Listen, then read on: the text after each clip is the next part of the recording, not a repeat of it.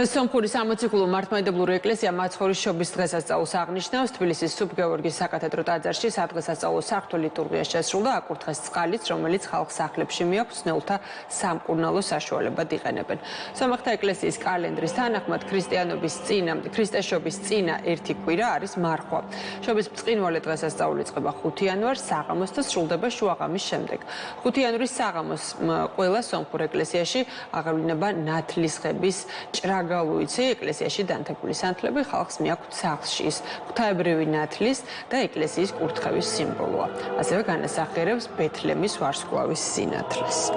უშინ საღამოს დაიწყო შობის დღეობა და დღეს წირვით, ასე ვთქვათ, აღევლინა და დასრულდა შობის და ნათლისღების დღეობა.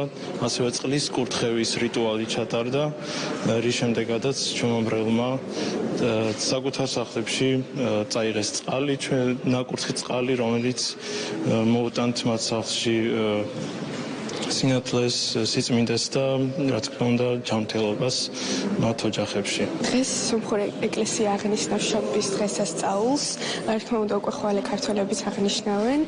ჩემთვის როგორც მორწმუნესთვის ეს არის ფრიად მნიშვნელოვანი და წმინდა დღე და მინდა უსურო ყველას ბედნიერება. ფიქრობ, რომ ძალიან მნიშვნელოვანია ეს დღესასწაული, როგორც ყოველ ადამიანისთვის, ასე ერებისთვის, რადგან რაღაც ბიძგი არის, რაღაც სიახლისთვის, რომ იბადება რაღაც ახალი ეტაპი, რაც მოგცემს ძალას, რომ ამ არა ადვილ დროს ჩვენ ქვეყნისთვის და მთელ საზოგადოებისთვის და მთელ დედამიწისთვის გადავლახოთ ეს რთული პირობები და მომენტები. ეს დღესასწაული არის